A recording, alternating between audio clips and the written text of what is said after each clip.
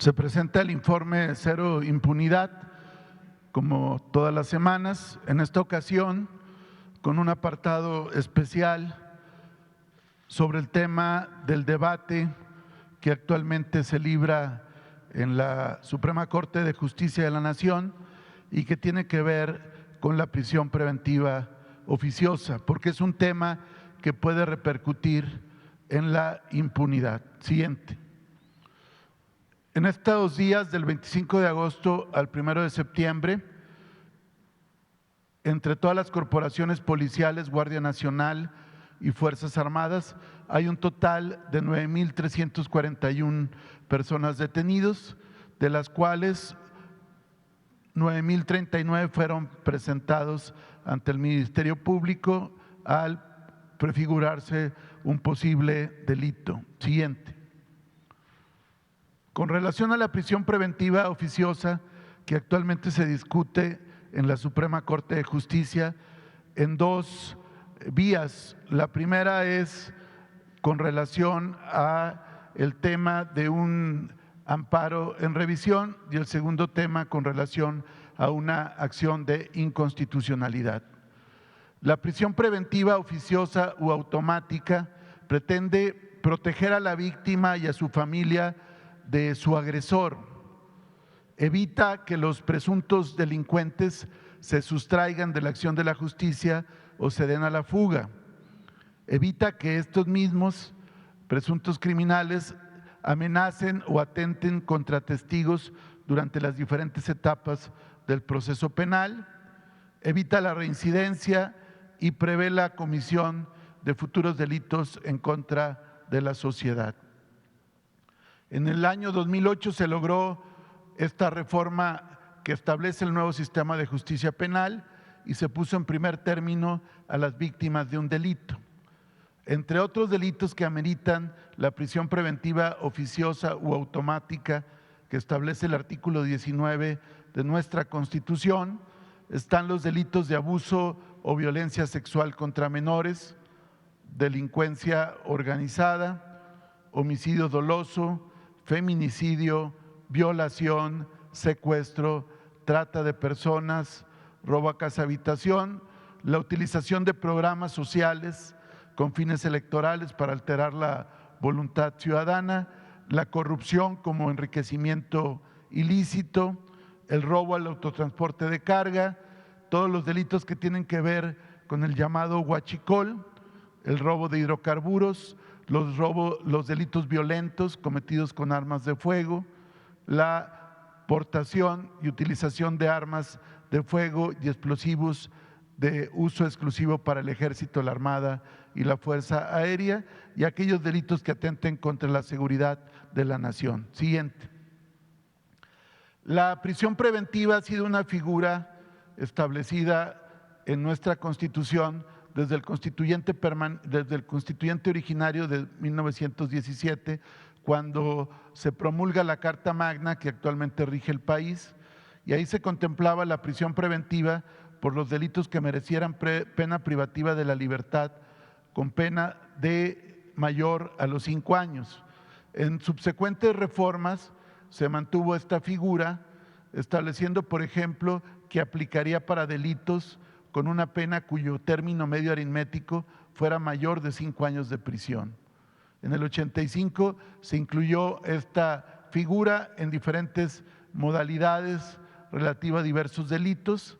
En el 93 se establece que esta figura atendería más que a la duración de la pena por la gravedad del delito, prohibiendo expresamente el beneficio de la libertad bajo caución a quienes fueran presuntos responsables de esos delitos.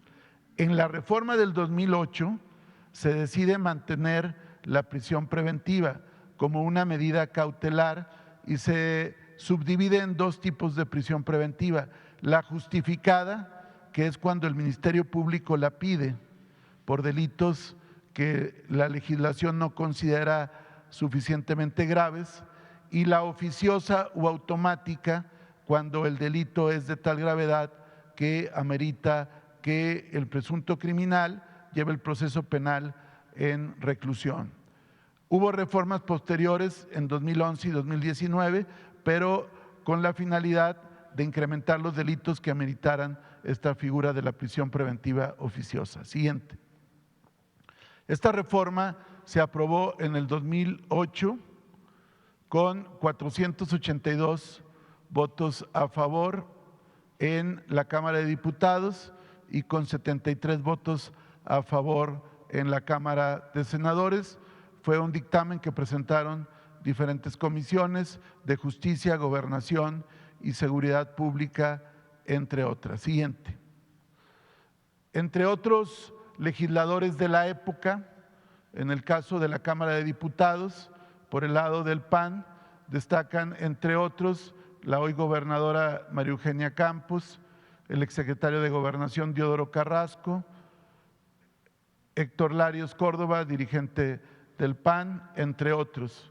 Por el lado del PRI, el exgobernador de Tlaxcala, Mariano González Arur, el gobernador de Durango, José Rosa Saizpuro, Beatriz Pajes, el dirigente sindical Ricardo Aldana, el dirigente de la burocracia federal, Joel Ayala, y el exdirigente del PRI, César Camacho Quirós. Siguiente. En la Cámara de Senadores, por el PAN, Marco Cortés, Santiago Krill Miranda, actual presidente de la mesa directiva de la Cámara de Diputados, Gustavo Madero, exdirigente nacional, y el exgobernador Guillermo Padres, que ha enfrentado diferentes cargos con la justicia. En el caso del PRI, Manlio Fabio Beltrones, el exsecretario de Energía Pedro Joaquín Caldwell, el excandidato presidencial Francisco Labastida Ochoa, Jesús Murillo Caram, ex procurador, y el actual dirigente Alejandro Moreno Cárdenas. Siguiente. La reforma en la parte que nos interesa, que es la prisión preventiva, establece dos tipos de figura en el segundo párrafo del artículo 19 constitucional, párrafo que no ha sido modificado en las subsecuentes reformas. Y esta es la prisión justificada. Es cuando el Ministerio Público solicita al juez la medida cautelar de la prisión preventiva cuando considera que otras medidas, como podría ser el brazalete o acudir cada 15 días a firmar a un centro de justicia penal, cuando consideran que no son suficientes para garantizar que el imputado comparezca, la investigación, la protección de la víctima o los testigos, o cuando ya se le haya procesado o sentenciado por otros delitos de carácter doloso. Aquí es justificada porque el Ministerio Público tiene que justificar en cada caso contra cada uno de los imputados. Siguiente. Esta es la prisión oficiosa, es decir, cuando hay delitos de tal gravedad, ya no queda al arbitrio del juez ver si corresponde o no fijar esta prisión, sino que de manera oficiosa o automática, es decir, una vez que es vinculado a proceso penal un posible responsable, de manera inmediata la medida cautelar, sin que quede al arbitrio del juez, es la prisión preventiva, y es en diferentes delitos que ya enumeramos: delitos graves del orden común, delitos de delincuencia organizada o delitos de cuello blanco. Las reformas que se han hecho es para aumentar el catálogo de delitos que ameritan este tipo de prisión en las subsecuentes reformas. Y esto tiene que ver en mucho por lo que era la llamada puerta giratoria, o cuando había la sensación de que se ponía a disposición de los jueces algunos presuntos criminales y más tardaban en entrar que en salir nuevamente en libertad para volver a cometer hechos penales. Siguiente. Es esta situación, la prisión preventiva pretende evitar la llamada puerta giratoria, donde el presunto criminal sale en libertad, supuestamente vinculado a un proceso penal, pero finalmente en la libertad de seguir cometiendo ilícitos y vuelve a delinquir, generando un impacto en la sociedad y una enorme sensación de impunidad. Siguiente.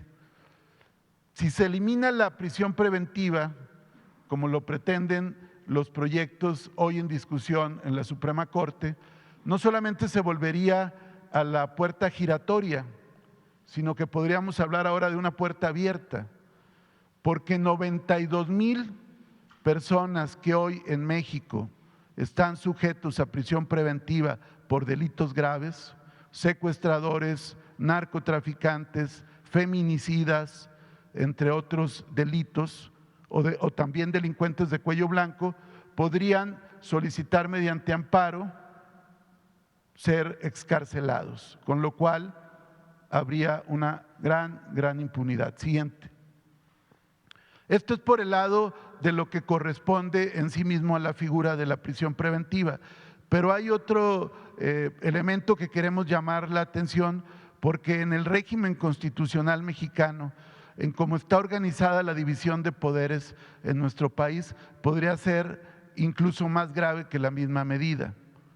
Es decir, si la Corte, en los dos recursos hoy en discusión, un amparo en revisión y una acción de inconstitucionalidad, determinara invalidar un artículo constitucional, sería la primera vez en la historia del país que la Suprema Corte de Justicia de la Nación se erige en un poder constituyente e invalida un artículo de carácter constitucional. La Corte solamente puede invalidar leyes que atenten contra la Constitución. El único que puede reformar la Constitución, según el artículo 135 de nuestra Carta Magna, es el Poder Constituyente Permanente, que está integrado por las dos cámaras del Congreso de la Unión y por las 32 legislaturas de los estados. Y la Constitución mexicana es la ley suprema de la nación y la Suprema Corte no puede legislar, invalidar, inaplicar algún artículo de nuestra Constitución. Siguiente. El amparo en revisión que la Corte va a resolver, por cierto, tiene que ver con un amparo promovido por Brandon Alexis N. y Alejandro N., hermano y tío de Óscar Andrés, alias El Lunares, líder del grupo criminal conocido como Unión Tepito. Estas dos personas promovieron que se inaplique el artículo 19 constitucional para que no se les aplique la prisión preventiva oficiosa y en tal virtud poder salir en libertad. Este sería uno de los múltiples temas que se estarían discutiendo si se invalidara el artículo 19 constitucional. Siguiente. Ahora bien, sobre algunas decisiones de los jueces locales y federales que han repercutido en la impunidad y en la inseguridad, vamos a revisar algunos. El caso de Rafael Caro. A Rafael Caro se le acusó dentro de diferentes causas penales de privación ilegal de la libertad, de homicidio calificado, de delitos contra la salud y asociación delictuosa, introducción de armas de fuego, de uso exclusivo de las Fuerzas Armadas, entre otros. Por estos delitos, en 2000 se estableció una primera sentencia en primera instancia que determinó que se le acumularían 40 años de prisión. Esto fue el juez cuarto de distrito en materia penal en Jalisco. Siguiente. La defensa de Rafael se impugnó esta resolución, logrando modificar la sentencia y en un primer momento lo absolvieron de delitos contra la salud, introducción de armas y asociación delictuosa. Frente a esta resolución promueve luego un amparo y el amparo sobresee, es decir, deja sin efecto diferentes delitos como privación ilegal de la libertad en la modalidad de secuestro y homicidio calificado cometido en agravio del exagente de la DEA, Enrique Camarena. La conclusión fue, a partir de este amparo, que Rafael Caro Quintero ya había compurgado diferentes años en prisión y al ya no estar estos delitos, según ese juez, se establece su inmediata libertad. En consecuencia, Rafael C. deja el penal durante la madrugada del 9 de agosto del 2003, precisamente cuando el procurador era Jesús Murillo Caram. Frente a esto, pero ya fuera de la cárcel, Rafael Caro, porque un juez le quitó todos los delitos, se inconforma el Ministerio Público mediante un recurso de rescisión. Siguiente. Y la primera sala de la Suprema Corte de Justicia revoca el fallo y pide que se emita una nueva resolución, lo cual hace el segundo tribunal unitario del tercer distrito judicial. Se revisa nuevamente y se le impone una pena de 73 años. En la época el máximo era de 40 años, es decir, le faltaban por cumplir 11 años, 7 meses y ordena su reaprehensión.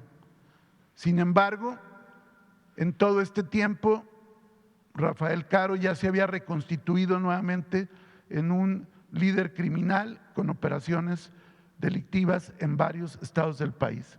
Se ordena su reaprehensión, pero esto duró 7 años para que la Secretaría de la Marina pudiera reaprenderlo y actualmente está en litigio la extradición porque le han concedido jueces diferentes suspensiones para no ser extraditado.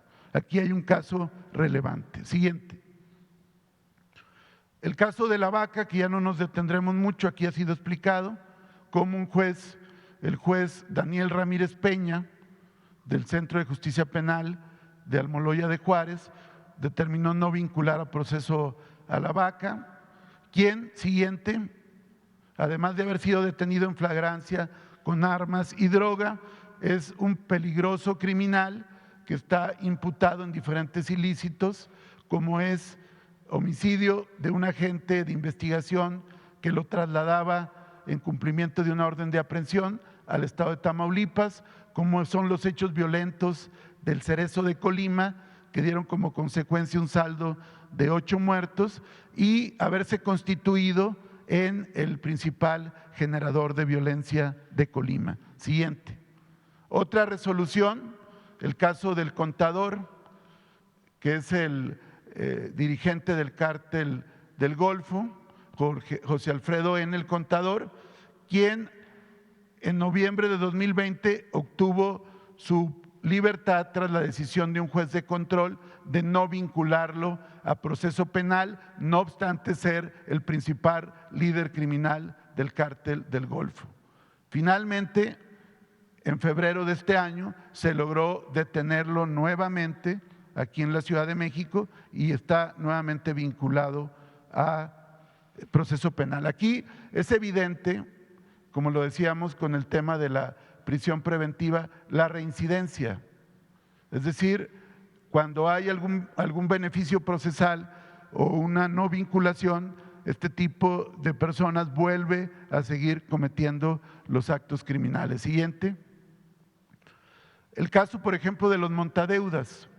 Se detuvo a 23 personas, varios de ellos están bajo proceso penal, en libertad, porque aquí sí no aplicó la prisión preventiva oficiosa, y 5 más sí están detenidos. Pero aquí lo relevante es que en los cateos se encontraron 1,020 chips de celular prepago que utilizaban para precisamente sus actividades criminales.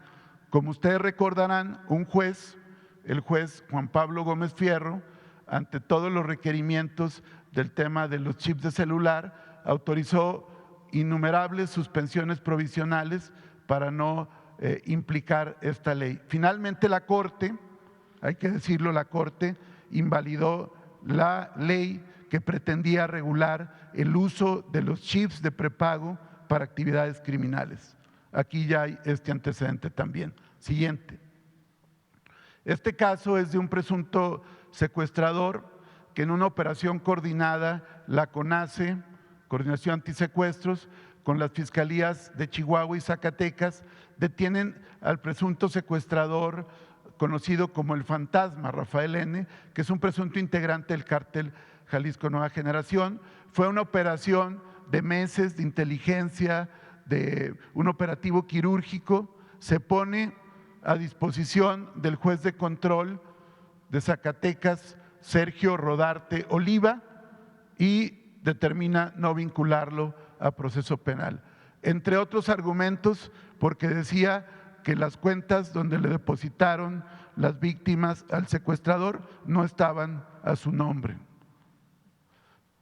Siguiente, el caso de Colima, de un líder también delictivo, Edwin Omar, alias el Minimix o el Mini, quien presuntamente asesinó, entre otros, a Sergio Ortega Escobar, jefe de grupo de la Policía Investigadora de la Fiscalía de aquella entidad. Él fue detenido y el juez desacreditó todos los testimonios de testigos y finalmente salió en libertad este sujeto que sigue delinquiendo y sigue siendo un objetivo prioritario. Siguiente. También el mismo juez,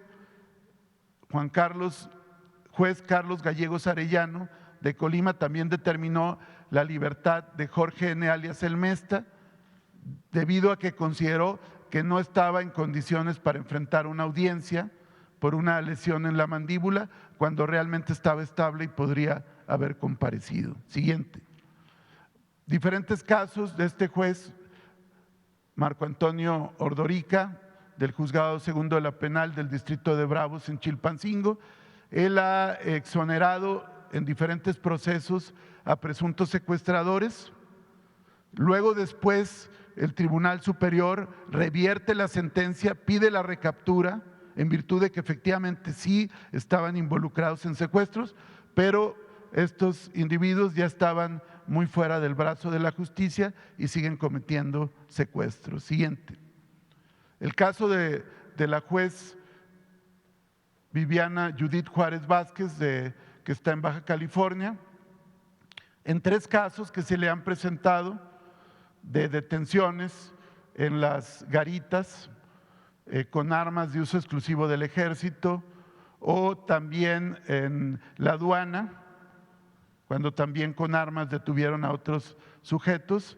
La juez determinó que era ilegal la detención de los que hicieron porque no habían justificado cómo revisaban los vehículos y finalmente les concedió la libertad a estos sujetos. También el 10 de julio del 22 la jueza dejó en libertad a Eric Manuel, señalado como presunto autor intelectual del crimen del agente Jaime Alonso, ocurrido el pasado 30 de junio. El argumento es que por cuestiones administrativas no era legal su detención. 3 casos de impunidad de la misma juzgadora. Siguiente.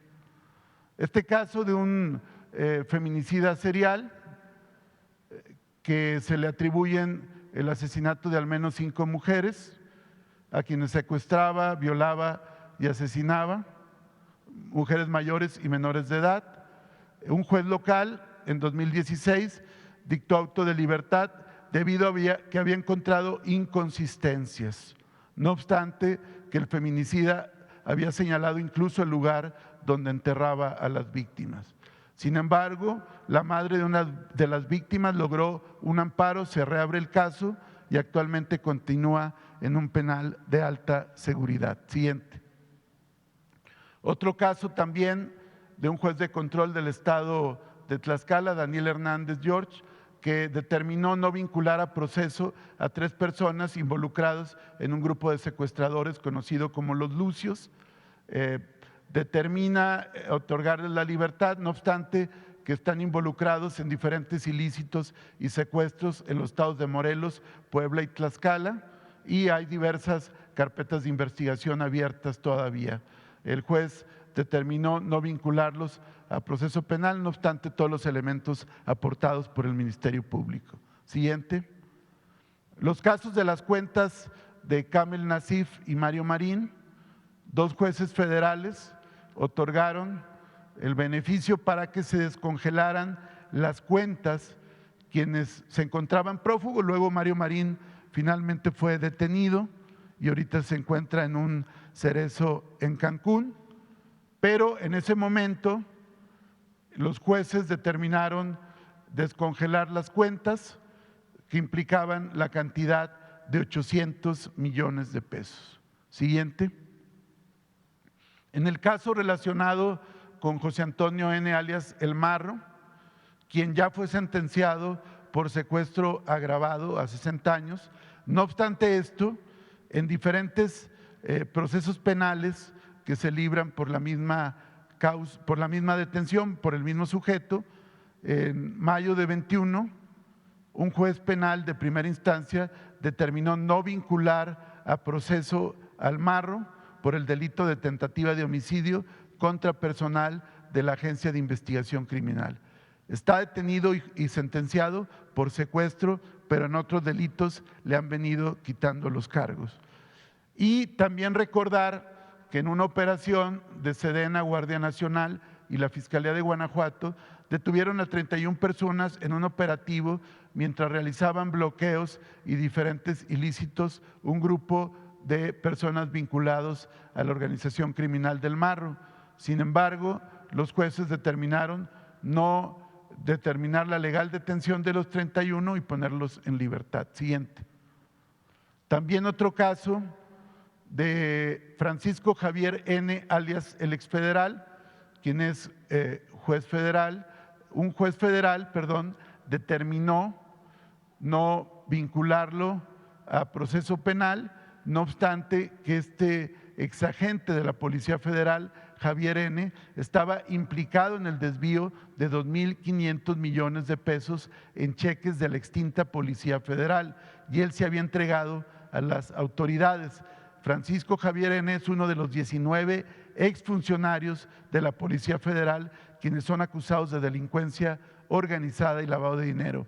No obstante todas las evidencias, el juez de control del Centro de Justicia Penal en el Altiplano, en el Estado de México, determinó no vincularlo a proceso penal. Siguiente. Hasta ahí los casos de los jueces. Muy rápido, en obvio de tiempo, comentar que otro caso de Free Fire que ya habíamos expuesto del videojuego, finalmente en Ecatepec, Estado de México, fue detenido Luis Eduardo N. por parte de la Fiscalía General de Justicia del Estado de México.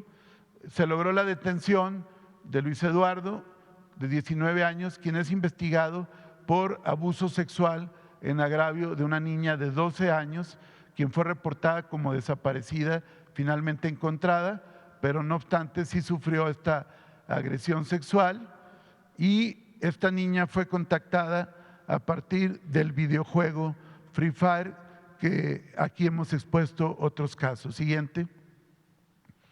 El caso de la detención de Juan Manuel N. alias El Ñaco por parte de la Fiscalía de Guanajuato, Sedena, Guardia Nacional y la Policía Estatal. Él es coautor material del homicidio del hijo del alcalde de Celaya, Guillermo N., quien habría sido asesinado el pasado 17 de agosto en Celaya. Siguiente. También la detención de un integrante de la familia michoacana, el Chore, Jesús N. alias el Chore, quien se le considera uno de los operadores financieros, quien recolecta producto de extorsiones que son llevados a los líderes criminales, el Pez y el Fresa. Esto fue en el estado de Morelos. Siguiente. El caso del caníbal de Atizapán, que así se conoce al multifeminicida serial, quien ya acumula 3 procesos, que es lo que queremos informar, y ya fue sentenciado en uno de ellos a perpetuidad. Siguiente. Diferentes casos de homicidios que damos cuenta que fueron ya aprehendidos los presuntos responsables con mandamientos judiciales. En el caso de Quintana Roo hay 7 detenidos en diferentes ilícitos. Siguiente. También en diferentes operativos, la Secretaría de la Defensa Nacional y la Guardia detuvo a 37 personas en operaciones en Celaya, Guaymas, Sonora, Tuxpan, Michoacán, siguiente, Tizapán el Alto, Tecozautla y Tijuana, donde en una operación fueron aseguradas 70,000 pastillas de fentanilo, en esta operación, siguiente, en otras operaciones en Nuevo Laredo, en Culiacán, siguiente, y finalmente también informar, como aquí lo planteó el presidente, de los hechos que acontecieron en Zacatecas el pasado fin de semana. Esto va precedido de que días antes, los días 18 y 19 de agosto, en Jerez y Ojo Caliente, se detuvo a 11 presuntos integrantes del cártel Jalisco Nueva Generación y se liberó a una víctima privada de la libertad y se aseguró a diferentes presuntos criminales. Siguiente. 11 en total, 2 en el operativo y 9 más, todos presuntos integrantes del cártel Jalisco Nueva Generación. Siguiente. Este fue un primer hecho. Después de este hecho y con motivo del seguimiento, se realizó una orden de cateo que dio como consecuencia que se detuviera a 5 sujetos y se aseguraran armas y droga. Como resultado de este cateo, entre otras razones, grupos delictivos hicieron diferentes incendios en tramos carreteros entre Fresnillo y Jerez y también en Valparaíso. Sin embargo, precisar que fueron 5 detenidos en el cateo que se les aseguraron armas y droga de diferentes características. Siguiente. Y después, con motivo de estos eventos, en Valparaíso, Zacatecas, el ejército mexicano detuvo a 6 individuos que fueron presentados ante la Fiscalía General de la República, en principio ante la delegación y después a través de la Fiscalía Especializada en Materia de Delincuencia Organizada, y ya fueron vinculados estos 6 sujetos por diferentes eventos de carácter delictivo. Es decir, de estos hechos que derivaron en diferentes incendios de vehículos y bloqueos, hay 11 detenidos. Siguiente. En cuanto a feminicidios resueltos, del 25 de agosto al 31 de agosto, hay 12 detenidos, 5 sentenciados, 1 en la Ciudad de México, 1 en el Estado de México, 1 en Guanajuato, 1 en Jalisco, 2 en Baja California Sur, 2 en Baja California, 2 en Puebla, 1 con sentencia y 2 sentenciados en Chihuahua. Siguiente. También informar que con relación a la noticia que se dio a conocer de la posible hallazgo de Cándida Cristal Vázquez, locutora y directora de comunicación de la Policía de Mazatlán, informar que el cuerpo que se encontró el pasado 27 de agosto no corresponde al de la locutora de radio, según diferentes peritajes, entre otros la prueba de ADN. No obstante ello, en virtud de que hay un cuerpo y sigue desaparecida la locutora, continúan abiertas las carpetas de investigación por desaparición y una más por el feminicidio de la persona localizada en días pasados en Mazatlán. Continuamos con el reporte de periodistas que han sido privados de la vida. En la actualidad hay 32 detenidos o buscados de 13 casos que se han presentado este año y 24 vinculados a proceso. ¿Sería cuánto? Le paso la palabra a Jesús Ramón.